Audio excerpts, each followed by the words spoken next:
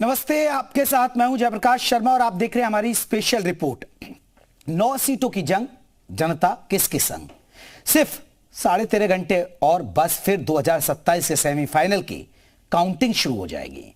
9 सीटों पर किसका परचम लहराएगा, किसकी जीत के दावे सही होंगे, कहां कमल खिलेगा, कहां चलेगी साइकिल, यह साफ हो जाएगा। जीत में 2022 के विधानसभा चुनाव वाला ही हिसाब रहेगा या फिर बीजेपी लोकसभा वाले प्रदर्शन को उपचुनाव में और अच्छा बेहतर कर पाएगी। ये चुनाव बीजेपी के लिए किसी अग्नि परीक्षा से कम नहीं है। रही बात सपा के गढ़ वाली 4 हॉट सीट करहल, कुंदरकी, कटेहरी और सीसामऊ की, तो यहां देखना दिलचस्प होगा कि इन सीटों पर कमल खिल पाएगा या नहीं। कुंदरकी की सीट पर बात करें तो 1993 में आखिरी बार कमल खिला, उसके बाद से बीजेपी इस सीट पर कभी जीत हासिल नहीं कर सकी। तो सीसामऊ सीट पर बीजेपी 28 साल से जीत नहीं पाई। चारों हॉट सीट पर क्या रहेंगे नतीजे, ये देखना बड़ा दिलचस्प होगा।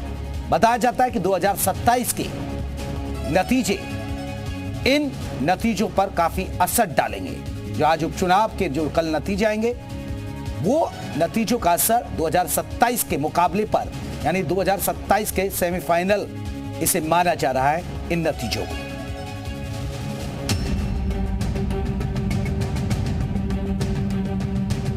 करहल का किंग कौन।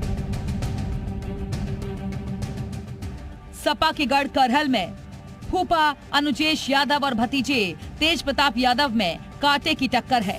बीजेपी ने सैफई परिवार के दामाद अनुजेश यादव पर दांव खेला था। हालांकि चुनाव वाले दिन सपा ने मतदान में वोट देने से रोकने का आरोप लगाया था और अब बीजेपी के अनुजेश यादव इस सीट को जीत पाते हैं या फिर करहल में साइकिल ही दौड़ती दिखेगी। दोनों ही दल अपनी अपनी जीत का दावा कर रहे हैं। फिर भी समाजवादी पार्टी और इंडिया गठबंधन ने मुकाबला किया है और कई सीटें हम उसके बावजूद भी जीतेंगे। अब टक्कर तो हर जगह है, लेकिन हम लोग समाजवादी पार्टी के लोग 5-6 सीटों पर जरूर जीतेंगे। और यदि हम उपचुनाव की बात करें, उत्तर प्रदेश में 9 सीटों पर उपचुनाव हुआ है और सभी सीटों पर अच्छा चुनाव हुआ है और हमें उम्मीद है कि हम सभी सीटों पर जीत हासिल करेंगे। कुंदरकी में किसको जनता का आशीर्वाद। सबसे ज्यादा मुस्लिम वोट वाली कुंदरकी सीट की चर्चाएं जोरों पर हैं। यहां 12 में से 11 उम्मीदवार मुसलमान हैं। मुसलमान ही कुंदरकी में प्रत्याशी की जीत तय करते हैं। इस लिहाज से देखें तो यहां समाजवादी पार्टी की जीत तय मानी जा रही है। हालांकि बीजेपी भी जीत के दावे कर रही है। दरअसल इन दावों को एसपी नेता राम गोपाल यादव के उस बयान से बल मिला जिसमें उन्होंने कुंदरकी, मीरापुर और कानपुर की सीसामऊ विधानसभा सीटों पर चुनाव रद्द कर पुनर्मतदान कराए जाने की मांग की है। आपने कुंदरकी और मीरापुर सीट को दोबारा चुनाव के लिए ट्वीट किया, तो आपको क्या लग रहा है कि ऐसी कौन सी कमियां रही जिनको दूर करने की अब जरूरत थी? नहीं, जब सरकार वोट डालने नहीं दे रही किसी को, खुद वोट डाल रही, इलेक्शन कमीशन को स्वतः संज्ञान लेके उसको रद्द कर देना चाहिए। एसपी उम्मीदवार हाजी रिजवान ने भी चिट्ठी लिखकर चुनाव आयोग से चुनाव को रद्द करने और फिर से सभी बूथों पर पुनर्मतदान कराने की मांग की थी। अब इस तरह के आरोप लगते हैं तो ये नैरेटिव बनता है कि जो हार रहा होता है वो इस तरह के आरोप लगाता है। इस सीट पर 1993 में आखिरी बार कमल खिला था। उसके बाद से बीजेपी इस सीट पर कभी जीत हासिल नहीं कर सकी है। हालांकि बीजेपी का दावा है कि पार्टी उम्मीदवार ठाकुर रामवीर इस बार जरूर जीतेंगे।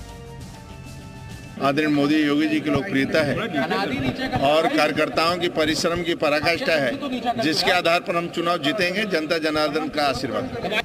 कटेहरी का किला किसका।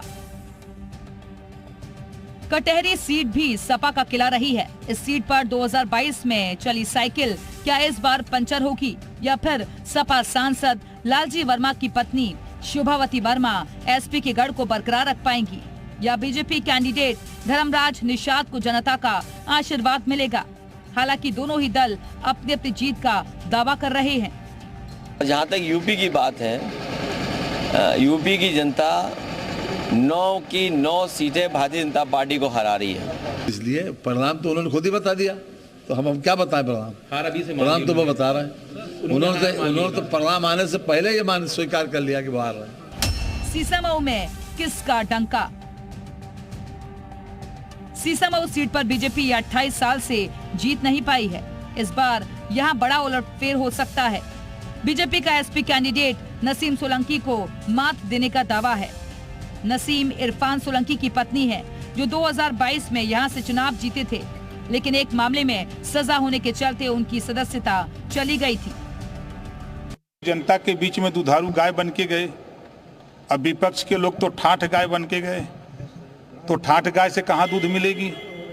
तो जनता दुधारू गाय के साथ अब विपक्ष झूठा चिल्ला रहा है। आप ही लोगों के स्क्रीन पर कल आएगा तो फिर मिलेंगे। करहल, कुंदरकी, कटेहरी और सीसामऊ, इन चारों हॉट सीट पर मुकाबला बहुत कांटे का है। एग्जिट पोल में समाजवादी पार्टी अपने मजबूत किलों को बचाती नजर आ रही है, लेकिन उपचुनाव में किसका परचम लहराएगा, ये कल काउंटिंग के बाद ही साफ हो पाएगा। ब्यूरो रिपोर्ट, जी मीडिया।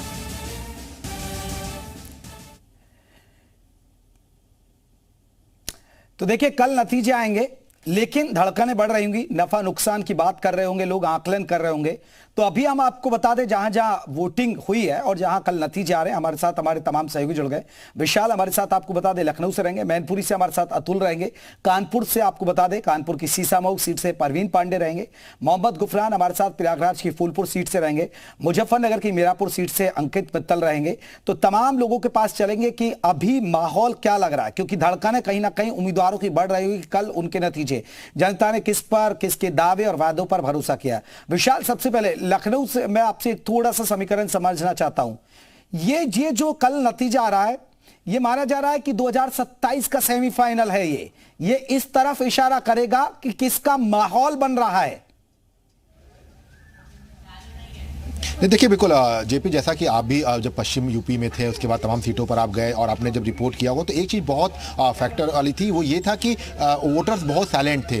वो पीडीए को लेकर या बटोगे तो कटोगे के लेकर जो है बात जरूर कर रहे थे, लेकिन चीज़ें घुमा रहे थे। और अब जब वोटिंग को लेकर जो तमाम तरह के आरोप लगने शुरू हुए, कहीं पर लाठीचार्ज की तस्वीर दिखाई पड़ी, तो कहीं पर आरोप प्रत्यारोप का दौर चला, तो उसके बाद अब ये कहना बिल्कुल गलत नहीं होगा कि जैसे कुंदर की सीट हो या शीशामऊ की सीट हो, जहाँ पर मुस्लिम बाहुल इलाके हैं, वहाँ पर बीजेपी अगर प्लस पॉइंट में हो, समाजवादी पार्टी बैकफुट पर जा रही है, कह रही है कि चुनाव रद्द होने चाहिए, तो ये कह सकते हैं कि ये डिसाइडिंग फैक्टर होंगे। जैसा कि अगर हम करहल की बात कर लेते हैं, तो करहल में घोसी और यादव वाला जो लड़ाई थी, जो एक फैक्टर था। इसके साथ साथ अगर कुंदरकी की बात कर लेते हैं, तो तुर्क और जो मुस्लिम राजपूत वाला जो एक फैक्टर था, ये सब ऐसी चीजें हैं जो बहुत ज्यादा जो है चुनाव के परिणाम पर जो है असर डालेंगी। और कल जब काउंटिंग होना शुरू होगी, तब ऐसे में ये देखना होगा कि कहां पे जहां पे काउंटिंग ज्यादा हुई है, जिन क्षेत्रों में, वहां पर इलाके कौन से हैं। तो इन सब चीजों पर फिलहाल कल की नजर सपी बनेगी। और ये कह सकते हैं कि जो एक समीकरण दिखाई पड़ रहा है, उसके अनुसार कल के जो नतीजे हैं वो उत्तर प्रदेश में ये साबित करेंगे कि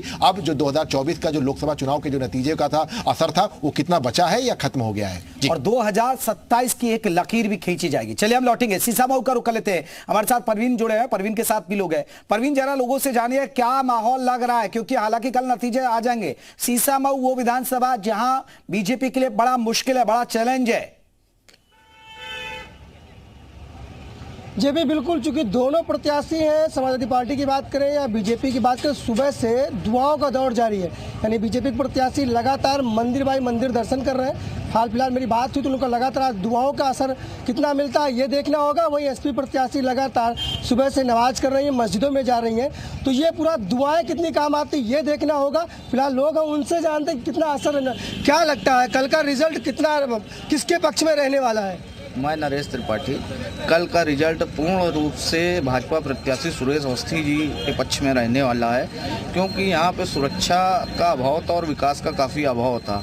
जिस तरीके से यहाँ पे गुंडागर्दी चल रही थी, उसको उन्होंने समाप्त करने का पूरी तरीके से वादा किया हुआ है, इसलिए सुरेश अवस्थी जी ही जीतेंगे, ये हमारा मानना है। 28 साल बेमिसाल, क्यों भरोसा करेगी जनता, आप इसके बारे में क्या कहेंगे। 28 साल से केवल यहाँ पे एक ही राज्य चल रहा था जो हम लोग देख रहे थे। हमें अगर कोई भी डिमांड है, हमारे यहाँ की महिलाएं अगर जानना चाहें तो विधायक जी से मिलना तक नामुमकिन था, क्योंकि वो जाज मुँह में रहते हैं, यहाँ पे कहीं रहते नहीं हैं।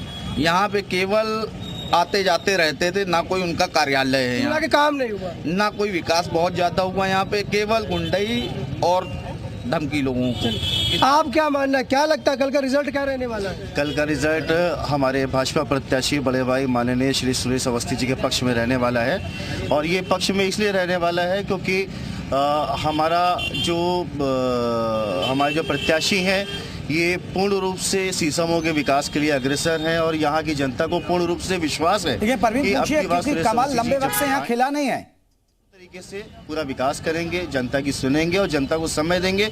जनता को कभी भी रात के 2 बजे भी कोई समस्या होगी उनके लिए अवस्थी जी तत्पर है, हमेशा खड़े हैं उनकी सहायता के लिए, उनकी मदद के लिए। चलिए, क्या लगता है कमल कभी खिला नहीं है, ऐसे में कैसे एक्सपेक्टेशन किया जाए कि कल बीजेपी की जीत हो पाएगी? क्योंकि बड़ा माहौल रहा, टाइट रहा है, काफ़ी हौज पौज के भी चुनाव हुए, तमाम बवाल भी, हंगामे भी हुए, तो क्या लगता है कमल कल खिल पाएगा कि नहीं खिल पाएगा? बिल्कुल खिल पाएगा। कितने बवाले हो जाएं, कितने ये गुम्बे चला लें, कितना कुछ भी कर लें, कितनी अहिंसा कर लें, लेकिन इस बार कहते हैं ना कि असत्य पे सत्य की जीत। इस बार हम कभी नहीं जीते, लेकिन इस बार सत्य है कि हम बहुत अच्छे वोटों से चले, बहुत लोगों को भरोसा है कि होगा। बीजेपी का कमल खिल सकता है सीसमो में। मैं लौटूंगा बरसात, आपको बता दें मोहम्मद गुफरान भी फूलपुर सीट से जुड़े हैं। गुफरान, क्या समीकरण बन रहे फूलपुर के?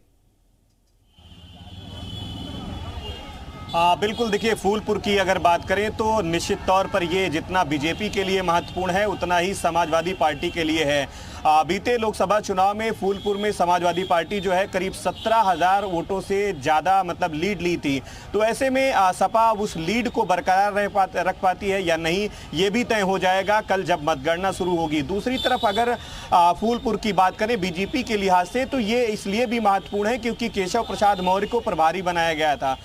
लोकसभा चुनाव के दरमियान केशव प्रसाद मौर्य की जो उपयोगिता थी, उसका जो रिजल्ट था, उसका जो नतीजा था, वो उस तरीके से नहीं था जिस तरीके से होना चाहिए था। कौशाम्बी की बात करें, चाहे इलाहाबाद वाली सीट की बात करें, फूलपुर की बात करें या फिर प्रतापगढ़, ये आसपास की सीटों पर जो